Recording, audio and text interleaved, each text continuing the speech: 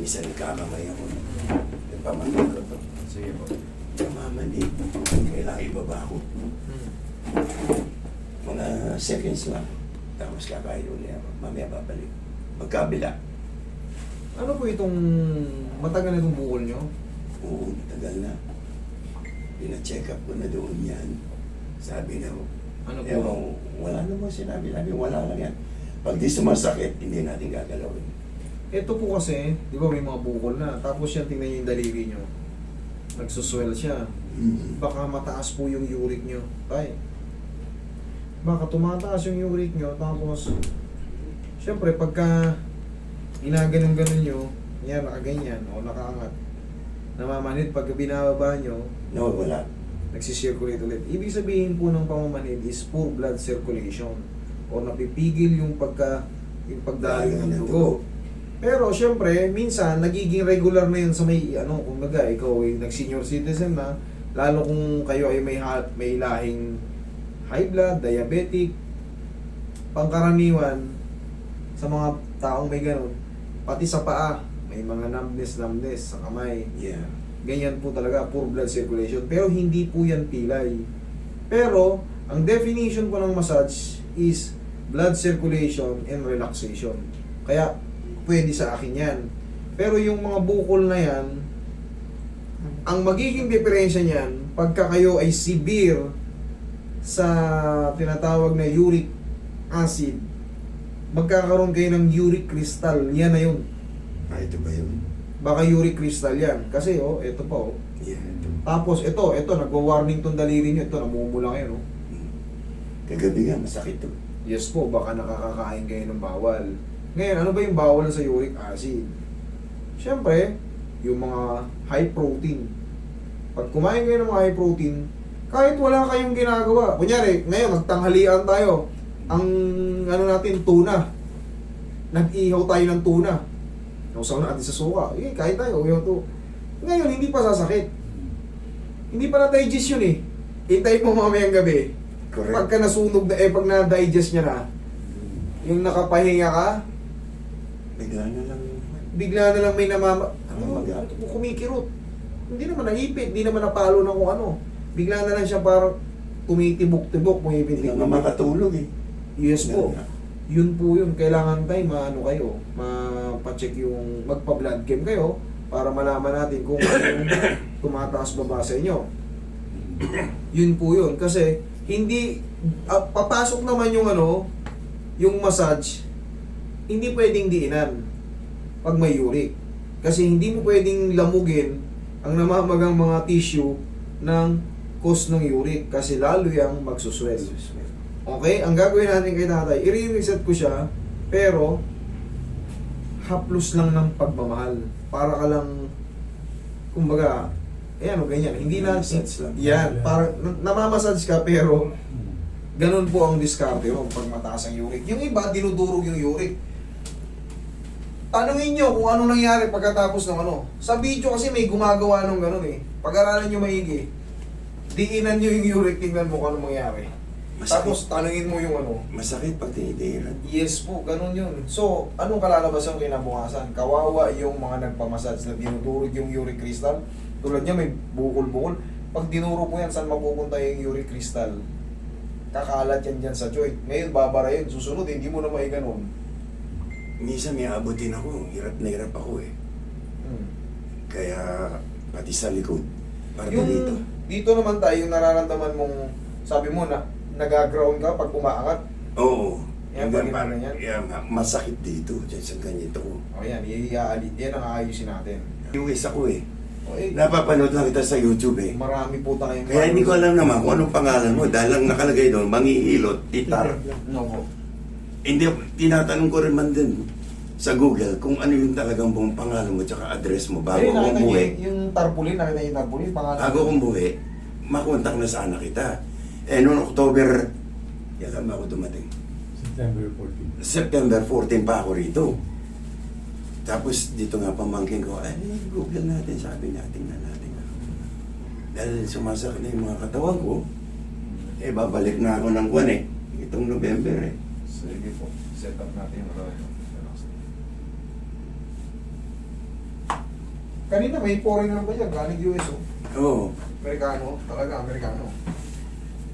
Sabi ko, magpapagamot muna ako bago ako mag-subscribe. Baka lumakas akong uminom mamaya pagkatapos ng gamot.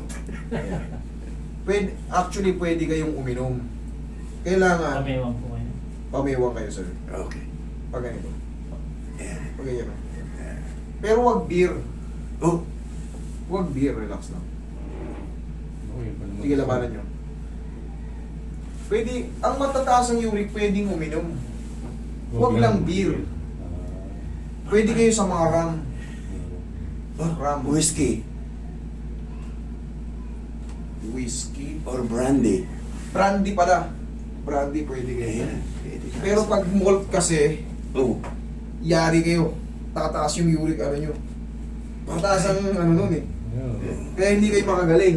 Umarin nyo yung shoes nyo. Hindi yung makalan. Huwag mo nang painom sa akin yung malt yun. Tangay na yun. Laging dalan mga pamangkin, makalan. Pwede kayo sa ano. Pwede Huwag na rin ang beer. Beer, mataas pong ano, promise. Ako, manginginom ako. Kaya hindi ko rin kayo naawat. Hindi ko kayo tinuturuan, pero siyempre, pag pinilit na ako kayo, hindi, buhay ko to eh.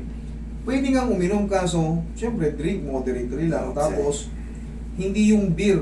Pwede kayo tumikim-tikim ng beer, pero yung kagaya ng ginagawa ng ano, Yeah. lasinggero na, ay yung kumbaga, yun na yung katatapusan, yari kayo. Hindi kang patagilin, sir. Mataas ang ano ng malt. Tsaka nung binata ako, Uric, nasira ito, pumunta rito. patela, dadis doon. Matagal na yun. Wala na yun. Yun, Pagka no? natutupi na po yan, okay na yan. Pero pagka nakadislocate ang patela natin, hindi nyo matutupi yan. Relax lang. Kabilang side.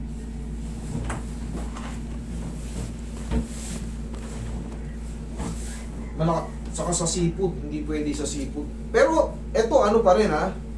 Wala pa palang ano eh, wala pala yung ano nyo eh. Hindi pa talagang totaling baka baka hindi uric to, baka cyst yan, baka ganglion cyst yan. So, Regular naman ang check-up. pinaka-the every best 4 talaga months, yan, kailangan may blood chem. Relax lang. Sabi Ihaya. niya, okay naman daw ang uric ko. Yeah. Ay, di mas maganda, pwede mag-inom. Sabi niya, anong doktor ko? O, yun pala eh, wala tayong ibang ano, wala tayong laban doon, doktor na yun eh. Pero siyempre, yung blood chem ang ano ron eh. Yung blood chem, pagka lumabas yung blood chem mo, doon, makikita mo kung ano yung mataas doon. Yeah. BS mo, ano Lahat, doon. oh. Makikita natin eh. Sumasakit ba? Minsan tayo yung gano'n nyo, umiinit. Yung ganyan, sumasakit dito. Ito, Hindi naman. oh, hindi maganda. Ito kasi yung sinyalis, eh, dyan sa paa. Yan sinyalis, namamaga-maga. Hindi naman namamaga. May sakit eh. Ayan, sasakit dyan. Nalampakan ko. Hindi, dito. Yan, ito. Tapos ito. Oo. O yan, baka medyo Kasi- naglalaro-laro na rin yung uric nyo. Baka malakas kayo sa protina. Nasa sa beer eh. Kasi sa beer. Eh, siyempre, Saka mataas seafoods. ang ano yun eh. Seafood, mataas ang ano yan. Mataas ang urine content yan. Teka na isip eh. Bumis dahil na. Yan. Tanin ko muna to.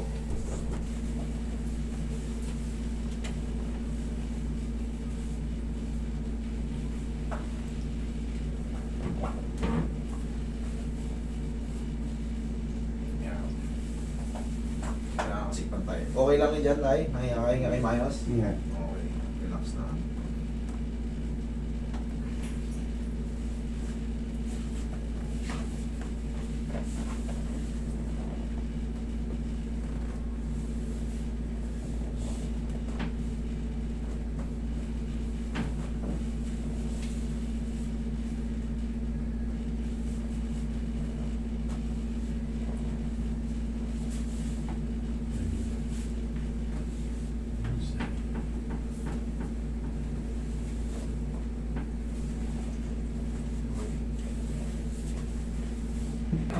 Lagay sa tiyan ng kamay. Okay, relax lang. Ito yung pinaka-general adjustment. Inhale. Exhale. Huwag yung pigilin, okay? Inhale. Exhale, down. Thank you. Mabilisan lang yun. Diyan lang muna. Para ma-decompress lahat. Kasi yung kamay na yan, connected yan sa cervical. Connected yan. Kung nagkakaroon ng numbness, maring napipigilan yung bloodstream nyo. Hanggat hindi nalulugi yung YouTube, habang buhay na tayo. Kaya alam ko na yung procedure nyo eh. Yung pagtayo ng pag-alis ng unan, dapa, pagtagilid. Salamat po. Ibig sabihin talaga nga ito nanonood. Ito yun. Siya lang nakikita ko. Itong nagbibideo, hindi ko nakikita. Oo, kasi nasa likod. Pag siya nang nakikita rito, ibang segment yun. Master, wala na atang kamay yung kwan mo ah. Oo. Andyan ba? Kasi Alam- binabaklas ko rin eh. Pinapaliwanag ko eh. Kasi sinusukot ko, ginaganyan ko. Oo. Oh, okay. Ginaganyan ko. Alam ko, meron dyan. Para hindi na kapit-tanggal, kapit-tanggal. Okay. Kasi minsan, iba may problema sa siko eh. Oo. Nakita ko yung may mga frozen shoulder, umiiyak. Ang sarap, di ba? Pero pagkatapos niya, sa seconds lang, umiiyak. Tapos Tapos nun, na frozen tour. tapos nun, pag ginano niya, wala. Dapat pala, di ko nadala siya. Ay, nakukuha ng therapy, kaya like, it take weeks. Tagal. Takes weeks or 2 weeks, ganyan. 2, 3. Depende.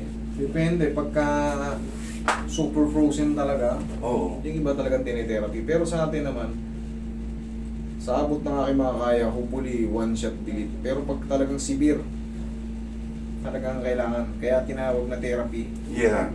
Therapy, Bagay, paulit-ulit. therapy din naman yung ginagawa mo, di ba? Pero sa atin, At least. tinatarget ko talaga na one shot, may ano na kagad.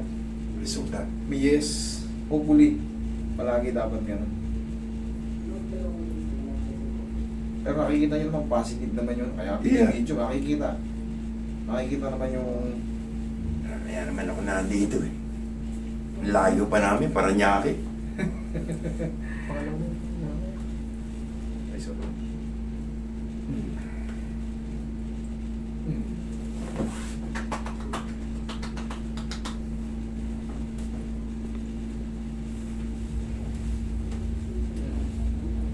Okay, puting. Hopefully, ayos na lahat yan. Hopefully, mas malakas akong uminom mamaya. Maglandang lagi eh. Bawal mo nang maligo ba? Ah, Master? Oo, bukas na lang. Hapon na eh.